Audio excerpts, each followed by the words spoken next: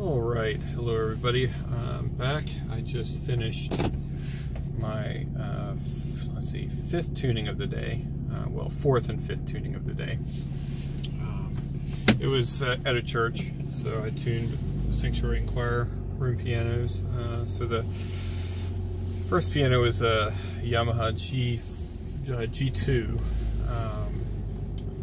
It's a pretty old piano. It was, I guess, gosh, probably that piano it's really pretty old for a Yamaha. It's probably 1960s. And it was sort of rehabbed, restrung, and had new hammers put in it. I'd say probably 25 years ago, maybe. And it was done by a pretty good technician. But he put Steinway hammers in it, which, you know, you might think they'd be too soft, but actually it sounds pretty good. He did a nice job. He tone built it enough that it's not just a pile of mush. And you know, I did some other work to it when I started working on it. It needed new key bushings. They were just worn completely out, and the hammers needed shaping, so I shaped the hammers and voiced it, and replaced the key bushings and did some regulation on it and just some random things. But the issue the piano is having now is just it's mostly age related, but it's really the strings are just wearing out again, and it's getting a lot of buzzes and rattles and just assorted really annoying things. I mean, as piano tuners will tell you, the bane of their existence is buzzes and rattles that are difficult to find. It just eats up time, and it's difficult sometimes when you don't have anyone there that can play the note that's buzzing while you try to find it. So you're tying a string to the note, and laying under the piano, and trying to find where the buzz is coming from. And you know, sometimes old pianos, they'll just rattle in places that, you know, it just makes it really hard to find. And so, you know, that's kind of where this piano's at. It seems like every time I go, there's another buzz or click or rattle. Constantly having to, you know, just fix stuff. And really the piano just, it doesn't warrant another restring. You know, it's just kind of given up a little bit. So probably they're going to be looking at replacing it sometime soon. It can't come soon enough, in my opinion. But you know, for what it is, I'm keeping it going. It sounds good enough. You know, they're not getting too many complaints. So, you know, we'll see how it goes. So the second piano is a little Kawai GE30. It's in their choir room. And it's just, it's meh. It's just a meh piano. You know, it just, when I first started tuning it, it was seriously bright. I mean, this thing was so bright, and hammers were way too hard. It was never really voiced. Had a lot of hammer fitting problems. The hammers weren't hitting all three strings at the same time, and a lot of the hammers weren't square.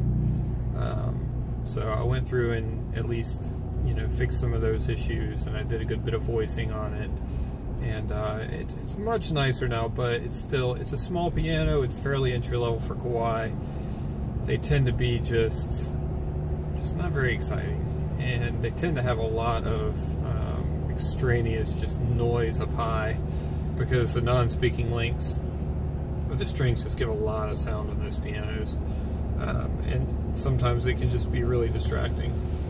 So, you know, it's not my favorite instrument, but it's getting the job done. You know, we sort of maximized it for what it is, and they're, for the most part, you know, they're happy with it. So, you know, maybe at some point they'll replace it too, but certainly not before the sanctuary gets a new piano. So anyway, that was kind of the last appointment I did. So now I'm off to the last appointment of the day, which will be some sort of a studio, I think. She just moved here, oh gosh, probably 3 or 4 months ago. I tuned the piano after she moved here, and then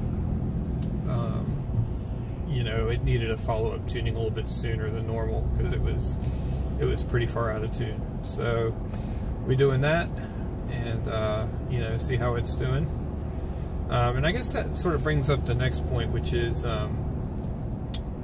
about, you know, how often should you get your piano tuned, and what makes pianos go out of tune. Well, I would say it really depends on your environment, first of all. What really throws pianos out of tune more than anything is changes in humidity. Pianos love, you know, let's say 45 to 50% humidity. That's sort of an ideal level.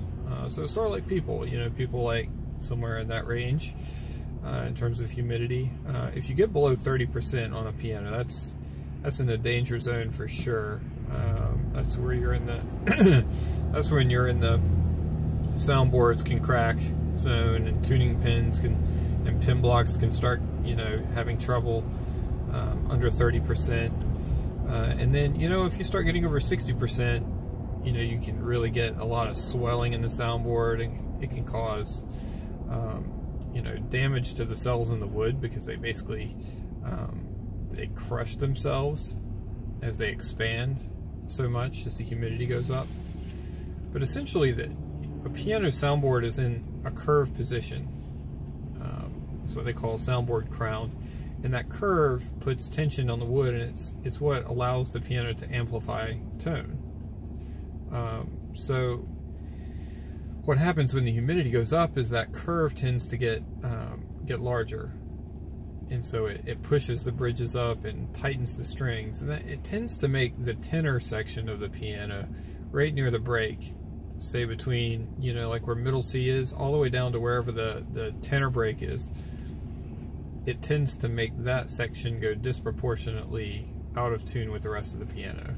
So in the summertime, it'll go sharp, and in the wintertime, it'll go flat. Because in the winter, the wood will dry out, the curve will get a little, you know, a little smaller, and the strings will loosen. So in most cases, to really keep a piano nicely in tune, I find that tuning twice a year is best.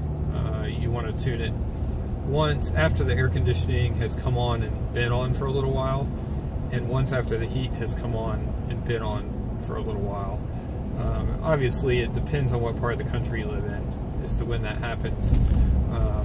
The main thing is, it's not a good idea to tune a piano right at the end of a season, because it won't take long once the seasons change, and once the heat kicks on in the winter, it won't take long for a piano to go out of tune. I mean, in 2 or 3 days, a piano can go pretty out of tune if there's enough of a humidity change.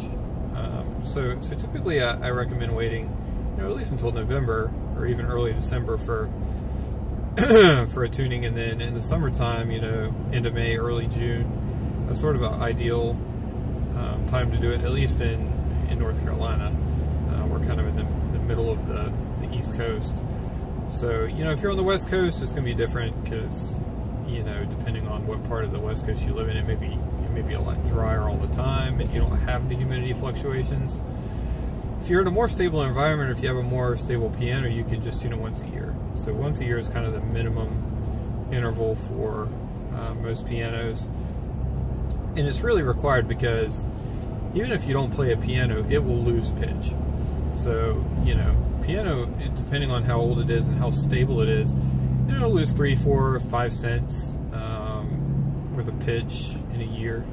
So as the years add up, you know, if you get 2 or 3 years, and all of a sudden it's 15 or 20 cents flat, and at that point you're looking at, you know, at least a partial pitch raise or more. So, and then when the tuner comes, if they have to change the pitch more, they can't do as good of a job, and that tuning's not going to last as long. So you're going to have to do another tuning sooner than you would have already. So good rule of thumb is every year tune it, even if you don't think it needs it, even if, you know, you think it still sounds good. Sometimes the piano will still sound okay, it's just that the pitch has evenly kind of gotten flatter, and so you don't notice it as much.